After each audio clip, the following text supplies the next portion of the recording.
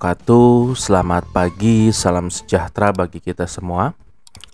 Pada kesempatan kali ini saya akan memberikan sebuah tutorial, sebuah materi mengenai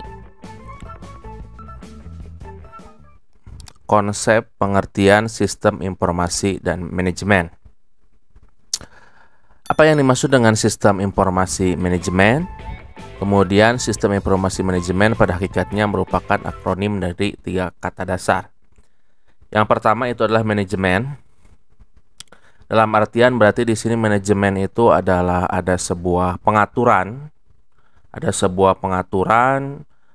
sebuah hal yang dilakukan berdasarkan aturan. Kemudian informasi itu memberikan sebuah informasi atau menyampaikan informasi dari komunikator kepada komunikan, dan sistem. Artinya ada sebuah sistem yang berada di sana, saling ketergantungan antara satu dengan yang lainnya. Kemudian ada standar operating procedure yang baku. Kemudian konsep sistem informasi manajemen kita lihat dari segi manajemen terlebih dahulu. Manajemen merupakan seni untuk memperoleh atau mencapai suatu yang dilakukan melalui dan dengan orang lain di dalam kelompok yang terorganisir secara formal. Jadi seni untuk memperoleh atau mencapai sesuatu yang dilakukan melalui dan dengan orang lain dalam satu kelompok yang terorganisir dengan formal. Jadi manajemen sendiri adalah sebuah seni untuk mengatur seseorang, untuk mencapai tujuan tertentu, kemudian mengorganisir secara formal. Nah, fungsi dari manajemen itu kita mengenal ada fungsi planning atau perencanaan. Bahkan kalau menurut John F. Kennedy, perencanaan itu saking pentingnya, beliau menyatakan, "If I have time, 6 hours to cutting up the branch of a tree, I will use 4 hours for sharpness the axe, and I will use 2 hours to action it." Beliau menyatakan jika saya memiliki waktu 6 jam untuk memotong sebuah pohon, maka akan saya gunakan waktu 4 jam untuk mengasah kampaknya, dan akan saya gunakan waktu 2 jam untuk memotong pohonnya. Berarti di sana dapat disimpulkan bahwa menurut John F. Kennedy bahwa perencanaan itu sangat penting. Bahkan dibutuhkan waktu 4 jam, malah perencanaannya itu lebih lama dibandingkan actionnya. Jadi ketika direncanakan dengan baik sebuah program, direncanakan dengan baik sebuah kegiatan, maka hasilnya itu setengahnya sudah dinyatakan berhasil. Ada orang yang menyatakan lagi bahwa gagal merencanakan sama dengan merencanakan kegagalan. Jadi kegagalan yang sudah direncanakan manakala kita tidak merencanakan sebuah program dengan baik. Jadi kalau ada perencanaan, kita akan melihat sebuah kondisi real. Ketika planning A tidak berhasil, mungkin bisa beralih ke planning B, ke planning C, planning D, atau planning yang lainnya. Kemudian itu yang pertama. Kemudian yang kedua, dalam fungsi manajerial itu ada organizing, ada planning, ada organizing atau pengorganisasian.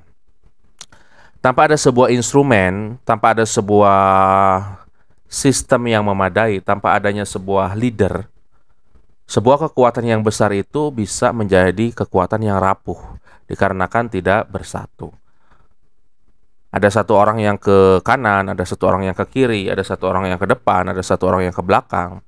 Tanpa pengorganisasian dan penempatan yang baik, maka semuanya sumber daya yang sangat melimpah itu tidak akan bisa menjadi nilai tambah. Tetapi dengan adanya sebuah manajemen yang baik, sebuah organisasi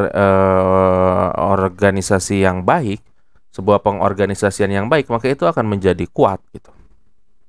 Betapa kita lihat ada peperangan antara orang yang peralatan canggih, sumber daya manusianya banyak, bisa dikalahkan oleh sumber dayanya yang lebih sedikit dan peralatan yang kurang canggih dikarenakan gara-gara pengorganisasian yang kurang baik gitu. Kemudian selanjutnya ada penempatan pegawai. Nah, di penempatan pegawai ini memang harus right man on the right place. Jadi kalau right man on the wrong place itu juga akan salah. Jadi walaupun orangnya baik tetapi bukan bidangnya dia ditempatkan, mungkin tidak akan maksimal. Walaupun mungkin orang yang baik itu akan berupaya sekuat tenaga untuk memahami bidang yang ditempatinya. Akan tetapi akan lebih firm, akan lebih baik apabila orang yang sudah baik itu ditempatkan di tempat yang merupakan bidangnya. Sehingga tidak perlu lagi ada penyesuaian-penyesuaian, sehingga dia akan lebih maksimal, dia akan lebih mencintai pekerjaannya dikarenakan dia adalah orang yang baik ditempatkan di tempat yang sesuai dengan yang seharusnya yang dipahami oleh dia gitu. Ini sangat penting. Karena kesalahan penempatan seorang pegawai untuk sebuah perusahaan, untuk sebuah institusi, itu bisa saja berdampak buruk terhadap perusahaan atau institusi tersebut. Kemudian penempatan pegawai pun jangan jangan mementingkan yang namanya nepotisme. Dalam artian mementingkan keluarga dan lain sebagainya seperti itu. Tapi harus melihat berdasarkan kapasitas dan kapabilitas dan kesesuaian bidang yang dimiliki oleh orang-orang yang ada di bawah manajemen kita. Kemudian ada pengarahan atau directing, jadi setiap pegawai yang sudah ditempatkan sesuai dengan bidang masing-masing dan mungkin dengan bidang pendidikannya, itu harus diarahkan untuk mencapai tujuan yang diinginkan. Jadi harus ada tuntutan yang jelas, terorganisir, supaya nanti dapat diterima dengan baik gitu, seperti itu. Dan hal ketika diarahkan, nanti tujuan-tujuan kita itu dapat diimplementasikan berdasarkan arahan-arahan tersebut. Kemudian yang selanjutnya ada fungsi pengendalian atau controlling. Dalam artian di sini berarti harus ada harus ada sebuah pengendalian yang dilakukan oleh orang yang ada di dalam maupun orang yang ada di luar organisasi tersebut. Dikarenakan bisa saja kalau controllingnya itu hanya dilakukan oleh orang yang ada di dalam, itu biasanya maka akan terkontaminasi gitu, seperti itu. Akan terkontaminasi, kemudian mungkin ada kedekatan dan lain sebagainya, sehingga yang dilaporkan itu tidak begitu detail sesuai yang seharusnya. Sehingga fungsi controlling ini harus juga ada orang yang ada di luar perusahaan, di luar organisasi, tetapi yang bisa menjaga nama baik organisasi tersebut gitu, seperti itu. Sehingga nanti kalau orang yang di luar itu akan melihat dengan kacamata yang lebih terang lagi, tanpa ada berbagai intrik dan kepentingan yang lainnya. Kemudian selanjutnya konsep sistem informasi manajemen, fungsi perencanaan hari ini, kemudian di mana kita berada hari ini, kemudian kita merencanakan sebuah sesuatu untuk merencanakan hari esok gitu, seperti itu. Kemudian pengorganisasian, menurut Goyal mendefinisikan pengorganisasian sebagai suatu proses pengidentifikasian keseluruhan pekerjaan organisasi, pembagian pekerjaan ke dalam bentuk tugas yang lebih rinci, pengalokasian bidang pekerjaan kepada setiap orang atau kelompok, serta pendelegasian wewenang kepada setiap orang agar dapat menjalankan pekerjaan sebagaimana yang telah direncanakan.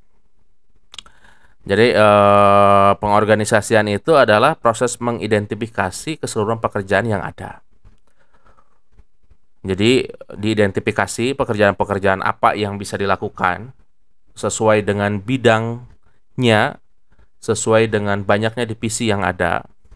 Kemudian pekerjaan tersebut dibagi menjadi tugas-tugas yang lebih rinci, mungkin dalam bentuk time schedule. Kemudian rincian-rincian aktivitasnya itu sangat jelas, targetnya sangat jelas, indikator keberhasilannya juga sangat jelas. Kemudian berbagai instrumen evaluasinya juga harus sangat jelas. Kemudian pengalokasian bidang pekerjaan kepada setiap orang serta pendelegasian wewenang kepada setiap orang berdasarkan pekerjaan yang seharusnya. Kemudian konsep sistem informasi manajemen, ada penempatan pegawai atau staffing. Staffing merupakan proses penempatan orang yang tepat pada pekerjaan yang dia dalami gitu ya, seperti itu. Jadi seperti tadi, harusnya right man on the right place. Dalam fungsi ini, kegiatan manajemen antara lain merumuskan persyaratan yang harus dipenuhi oleh setiap orang untuk melaksanakan satu jenis pekerjaan, menyeleksi orang yang tepat untuk posisi tertentu, serta melakukan pelatihan dan pengembangan pegawai agar mampu menyelesaikan tugas-tugasnya dengan efektif. Menyeleksi orang berarti kita akan melihat kapabilitas dan kapasitas dari orang tersebut serta komitmennya seperti apa. Apakah cocok untuk pekerjaan tersebut? Karena mungkin kebiasaan orang lapangan dengan orang kantoran mungkin itu akan berbeda seperti itu. Jadi kita harus memposisikan orang yang tepat. Orang yang biasa di front office mungkin dengan di back office itu akan berbeda gitu, seperti itu. Sehingga nanti mereka kalau sesuai dengan bidangnya dapat menyesuaikan tugas-tugasnya secara efektif. Kemudian ada pengarahan. Fungsi pengarahan termasuk fungsi manajemen yang penting karena untuk mencapai tujuan yang telah ditetapkan, orang-orang dalam organisasi perlu dibimbing, diarahkan dan didorong atau digerakkan oleh manajer ke arah pencapaian tujuan organisasi. Fungsi pengarahan mencakup 3 kegiatan, yaitu komunikasi, motivasi, dan kepemimpinan. Nah, dalam artian di sini komunikasi, setiap hal yang akan diberikan, setiap hal yang akan menjadi sebuah kebijakan, sebuah policy, itu harus dikomunikasikan. Sehingga semuanya tidak ada kesalahpahaman, tidak ada miskonsepsi, tidak ada misleading, tidak ada misunderstanding di antara manajemen dengan orang yang diarahkan tersebut. Di antara pimpinan dan pegawai, gitu, seperti itu. Kemudian harus ada motivasi. Ketika seseorang melakukan pekerjaannya dengan tidak tepat waktu atau ada keterlambatan-keterlambatan, harus diberikan motivasi. Baik motivasi dalam bentuk salary, motivasi dalam bentuk penghargaan lainnya, motivasi dalam bentuk kepedulian, dan lain sebagainya. Kemudian harus ada kepemimpinan. Seorang pemimpin yang baik itu adalah seorang pemimpin yang bukan hanya dia bisa turun kerja, memberikan contoh kepada bawahannya. Tetapi seorang pemimpin yang baik itu adalah seorang pemimpin yang dapat dihormati, yang dapat disegani namun jaraknya tidak terlalu jauh dengan bawahannya. Sehingga bawahannya dapat melakukan pekerjaan itu dengan sukarela, dengan penuh semangat, dengan jiwa pantang menyerah, dikarenakan ada komunikasi yang baik, ada motivasi yang diberikan oleh pimpinan, dan ada kepemimpinan yang menenteramkan, dan ada kepemimpinan yang membuat tenang, dan ada kepemimpinan yang dapat dijadikan sebagai sosok teladan. Kemudian ada fungsi pengawasan. Segala sesuatu kalau tanpa ada pengawasan, tanpa check and balances, itu nanti akan ada penyimpangan-penyimpangan seperti itu. Karena merasa tidak diawasi, karena tidak merasa tidak ada penilaian dan lain sebagainya, maka akan ada sebuah penyimpangan-penyimpangan. Oleh karena itu harus ada sebuah pengawasan dan ini mutlak harus ada. Menurut Goyal 2003, fungsi pengawasan merupakan suatu proses yang melibatkan beberapa kegiatan.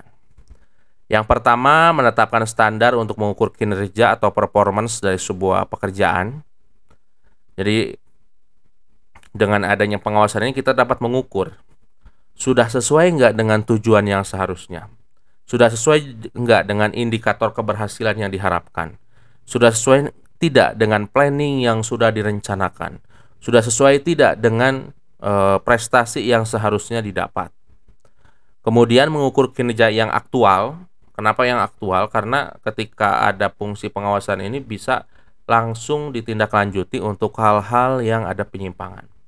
Dan ini harus dilakukan secara periodik. Takutnya kalau waktunya itu terlalu lama, contohnya tindakan sebuah pengawasan, kemudian klarifikasi dan evaluasinya itu hanya dalam 1 tahun, itu waktunya terlalu lama.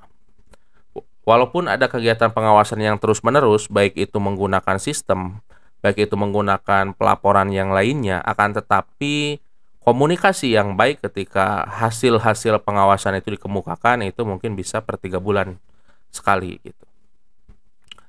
Membandingkan kinerja yang aktual dengan standar. Jadi sudah ada standar pekerjaan yang seharusnya dicapai itu apa saja, kemudian dibandingkan dengan kinerja yang aktual yang didapat oleh bawahan, yang didapat oleh staf, yang didapat oleh pimpinan yang lebih rendah seperti itu, apakah sudah sesuai standar atau tidak. Dan berusaha menemukan penyimpangan apabila ada. Nanti kalau ada penyimpangan-penyimpangan itu harus diusut dan harus dapat di clearance sampai bersih, sampai beres, dan tidak ada tindakan penyimpangan-penyimpangan yang lainnya. Untuk tindakan penyimpangan ini bisa dinilai berdasarkan sistem atau bisa secara manual kita melihat kondisi aktual yang ada di lapangan. Kemudian selanjutnya mengambil tindakan-tindakan perbaikan terhadap penyimpangan yang terjadi. Nah, apabila ada penyimpangan, harus ada tindakan-tindakan korektif, harus ada tindakan-tindakan perbaikan agar penyimpangan itu tidak terjadi kembali. Nah, kemudian di sini ada konsep sistem informasi manajemen, ada hierarki manajemen, ada tingkatan aktivitas bisnisnya di sini atau business activity grade. Ada yang pertama itu yang paling bawah operasional control. Dalam artian dia itu adalah yang melakukan pengoperasian dari sebuah kontrol. Kemudian ada manajemen kontrol dan ada strategic manajemen. Kemudian dari interaksinya 3 level manajemen itu ada top manajemen. Top manajemen ini biasanya mungkin kalau dalam sebuah perusahaan diisi oleh jajaran dewan direksi dan komisaris. Kemudian di sana itu di top manajemen itu akan mengeluarkan sebuah policy, sebuah kebijakan yang harus ditaati oleh bawahan-bawahannya gitu. Kemudian harus ada sebuah perencanaan yang matang, mungkin dalam bentuk rencana strategik, mungkin dalam bentuk analisis SWOT seperti itu, sehingga jelas posisi sekarang perusahaan atau industri atau institusi itu berada di sebelah mana, sehingga nanti yang akan dituju objektifnya itu tujuannya itu seperti apa dan harus sampai mana. Kemudian di sana itu harus ada keuangan. Perencanaan keuangan yang baik itu akan memutarkan sebuah roda manajemen seperti itu. Saya mau contohkan dulu ketika Ignatius Jonan pertama kali masuk ke dalam PT KAI, walaupun beliau tidak memiliki kemampuan teknis tentang kereta api Indonesia, tetapi karena beliau itu adalah orang dengan manajemen yang baik gitu. Yang dilakukan oleh beliau itu adalah menaikkan gaji. Kemudian jajaran dewan komisaris di sana itu tidak setuju, bahkan DPR pun tidak setuju dikarenakan tidak akan mungkin gaji untuk dinaikkan. Gaji sekarang itu sudah sangat maksimal dan itu bahkan PT KAI hampir mau merugi dengan gaji yang ada. Nah, kemudian akhirnya Ignatius Jonan mengatakan saya akan tingkatkan gaji mereka karena gaji mereka tidak manusiawi, tetapi saya tidak akan menggunakan uang negara dan itu akan cukup, lebih dari cukup, bahkan akan memberikan keuntungan yang lebih.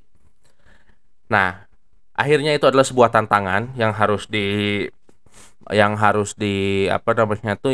dibuktikan kebenarannya. Akhirnya Ignatius Jonan membenahi yang awalnya ketika masuk ke stasiun itu bebas dan banyak yang tidak bayar, akhirnya diperketat. Kemudian kereta api dibenahi dalam segi tampilan, kemudian tidak boleh ada pedagang yang masuk ke dalam kereta, kemudian tiket juga dibenahi gitu, seperti itu. Nah, akhirnya ketika sudah dibenahi seperti itu, gaji yang tadi ditingkatkan itu sudah ada. Jadi tingkatkan sampai 5 kali lipat gitu, seperti itu. Jadi terpenuhi tanpa meminta uang dari negara. Dan keuntungan dari PT KAI itu malah semakin tinggi. Nah, kemudian apa yang dilakukan? Pembenahan terhadap sistem yang ada. Sehingga itu akan memberikan sebuah profit, memberikan sebuah keuntungan yang lebih dibandingkan dengan sistem yang sebelumnya. Kemudian yang selanjutnya di middle management, itu di top management kebanyakan tentang policy, tentang kebijakan-kebijakan yang harus dilakukan. Kemudian di dalam middle management itu yang pertama harus punya schedule. Dalam artian sebuah proyek, sebuah pekerjaan itu harus memiliki schedule yang ketat. Bahkan bisa sampai hari, bisa sampai tanggal, seperti itu. Jangan hanya menggunakan schedule-nya itu adalah minggu gitu. Kemudian harus ada measurement, harus ada alat ukur yang jelas terhadap tingkat keberhasilan dari yang dilakukan oleh operating management. Di sana harus ada pelayanan yang baik, ada performance yang baik, kemudian ada goods yang baik gitu ya, seperti itu. Ya, ketiga-tiganya itu harus diukur, harus ada schedule yang jelas, kemudian harus dievaluasi supaya ada peningkatan-peningkatan. Kemudian konsep sistem informasi manajemen, di sini ada data, kemudian data itu diproses, kemudian dari pemrosesan data itu masuk ke penyimpanan. Kenapa harus masuk ke penyimpanan? Biar nanti tidak mengulang lagi dari langkah yang pertama. Sehingga ketika menjadi sebuah informasi itu diambil dari penyimpanan data yang ada. Dikarenakan data-data itu banyak, nanti disimpan terlebih dahulu. Jika suatu waktu diperlukan, dari macam data yang mana itu bisa diperoleh berdasarkan, bisa menampilkan informasi berdasarkan dari data tersebut. Dan biasanya informasinya itu adalah sudah merupakan sebuah conclusion, sebuah kesimpulan terhadap pemrosesan tersebut. Kemudian data bagi suatu tingkat organisasi mungkin berupa informasi bagi tingkat yang lainnya. Karena mungkin data-data tersebut itu saling berkesinambungan sehingga nanti summary dari hal-hal yang sudah didapatkan itu adalah saling ketergantungan. Nah, yang pertama ada data transaksi, mungkin data transaksi nanti itu adalah tingkat operasional. Kemudian ada peringkasan data transaksi, kemudian disimpan, ada pemrosesan data, kemudian ada peringkasan data sehingga data tersebut itu mudah dibaca oleh pihak manajemen. Kemudian dari data tersebut nanti informasi plus keputusan sehingga nanti ada keputusan sebuah manajemen. Jadi setelah ada informasi, oh ternyata tingkat penjualan menurun informasinya, plus aturan-aturan yang sebelumnya, aturan keputusan sebelumnya. Kalau tingkat penjualan menurun, kemudian dari trennya juga terus-terus menurun, apa yang harus dilakukan? Sehingga nanti ada sebuah keputusan manajemen, apakah mungkin divisi pemasaran itu pejabatnya ada yang diganti, karena mungkin tidak sesuai dengan keinginan pasar, kenapa pemasaran itu menurun? Apa mungkin di kalangan low manajemennya itu yang harus diganti, bukan di middle management, karena mungkin direktur bagian operasional pemasarannya itu yang tidak begitu maksimal gitu.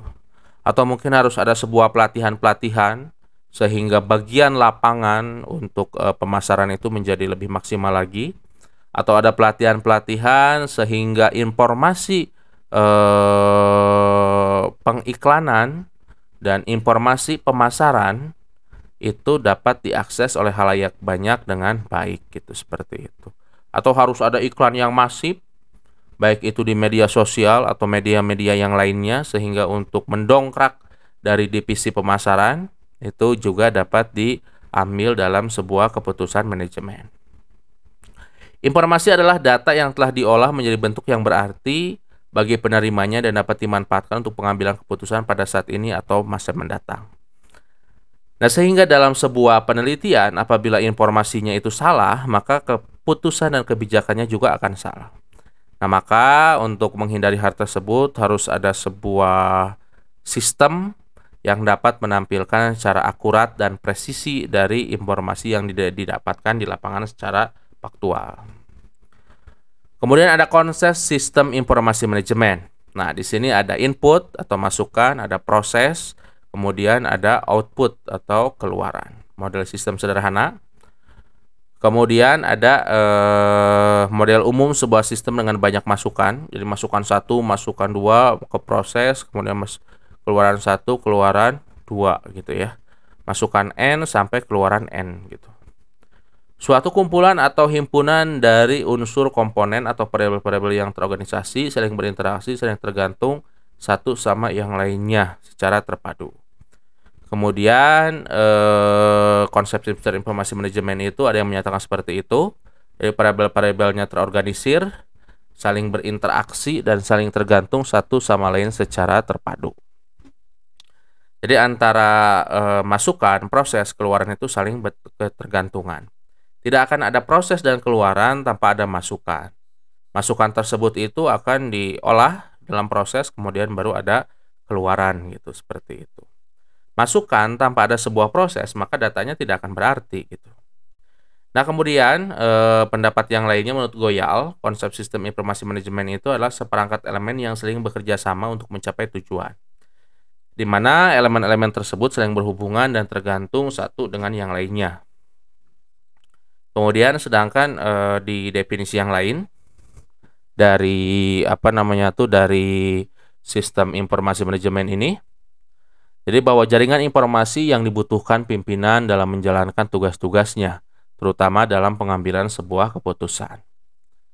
Kemudian suatu sistem yang terdiri dari sekumpulan orang, prosedur, mesin, database, dan model data sebagai elemen-elemen di dalam sistem ini berfungsi mengumpulkan berbagai data, baik yang berasal dari dalam maupun luar organisasi. Kemudian mengolah data tersebut dan menyediakan informasi manajemen untuk membantu para manajer dalam proses pengambilan sebuah keputusan. Gitu. Jadi sistemnya itu harus dari sekumpulan orang, prosedur, mesin, database, dan model data sebagai elemen yang ada di dalamnya. Gitu. Jadi sehingga nanti akan memberikan sebuah informasi dari sistem tersebut untuk manajemen nanti supaya manajemen itu dapat mengambil sebuah policy, sebuah kebijakan. Sehingga nanti kebijakannya itu adalah kebijakan yang faktual, kebijakan yang tepat sesuai dengan kebutuhan lapangan. Dikarenakan sebuah kebijakan yang salah, tidak sesuai dengan yang seharusnya, tidak sesuai dengan kebutuhan lapangan, maka itu dapat membuat perusahaan menjadi tidak lancar, menjadi tidak maju gitu seperti itu. Tetapi ketika kita mengambil data secara faktual ke lapangan dan data tersebut diperoleh, kemudian setelah itu diproses, setelah diproses itu ada sebuah informasi yang valid terhadap pengambil keputusan, terhadap top manajemen, maka nanti itu akan berdampak terhadap hal-hal yang diinginkan oleh sistem tersebut. Sistem organisasi, sistem institusi yang diinginkan oleh sistem sehingga nanti akan menjadi organisasi tersebut menjadi lebih maju. Kemudian ruang lingkup sistem informasi. Di sini menurut Dapis 4 bidang ilmu utama yang sangat signifikan berhubungan dengan konsep sistem informasi manajemen. Yang pertama ada managerial accounting atau akuntansi manajerial. Kemudian yang kedua ada operational research. Dalam artian kalau di akuntansi manajerial itu adalah dalam segi perhitungan-perhitungan, kemudian pemosisian, kemudian riset operasi itu dalam artian tata cara untuk mengambil data yang baik dan benar sesuai dengan yang seharusnya. Karena ketika ada sebuah pengambilan data, pengambilan masukan, input itu yang salah, maka di prosesnya pun akan salah. Informasinya pun akan salah. Jadi cara pengambilan datanya itu, sampelnya itu harus sesuai dengan kaidah riset. Kemudian selanjutnya ada teori organisasi dan manajemen atau teori tentang bagaimana melakukan planning, organizing, actuating, dan controlling. Kemudian ada ilmu komputer. Jelas bahwa karena adanya sebuah sistem informasi, ya diperlukan sebuah sistem komputer dikarenakan nanti agar informasi yang didapatkan itu dapat dalam bentuk grafikal, dapat dibaca dengan baik, kemudian setelah itu dapat diakses dimanapun untuk orang-orang yang berkepentingan. Kemudian sementara menurut Goyal mengungkapkan beberapa bidang ilmu yang berkaitan dengan konsep sistem informasi manajemen, ilmu akuntansi, ilmu komputer, ilmu organisasi dan manajemen, operasional riset. Itu hampir sama ya dengan Dapis. Kemudian fungsi sistem informasi manajemen yang pertama itu dari berbagai sumber data itu di-capture di pengambilan sebuah data. Kemudian setelah itu bisa dalam bentuk angket, bisa dalam bentuk observasi, bisa dalam bentuk laporan-laporan. Itu ada sebuah pemrosesan data. Kemudian dari pemrosesan data masuk ke storage, ke penyimpanan informasi. Kemudian ada retrieval of information, jadi ada pengambilan lagi. Nah, pengambilan tersebut apabila belum siap datanya untuk disebarkan, maka ada pemrosesan lagi, kemudian setelah itu baru disebarkan. Kemudian setelah itu baru bisa ditangkap oleh user-user yang berkepentingan. Baik itu top management, middle management, maupun untuk lower management atau operational management. Nah, mungkin itu saja yang dapat disampaikan. Jangan lupa untuk menonton video ini sampai beres. Dan jangan lupa untuk mengisi diskusi dengan baik dan cantumkan sumbernya serta silahkan dilengkapi diskusi-diskusinya dengan teori-teori dan penelitian-penelitian secara praktis yang ada. Seperti itu. Jadi jangan sampai hanya common sense saja, hanya dari pikiran kita saja, tapi harus berdasarkan informasi yang valid, berdasarkan teori-teori yang valid, kemudian setelah itu baru ditambahkan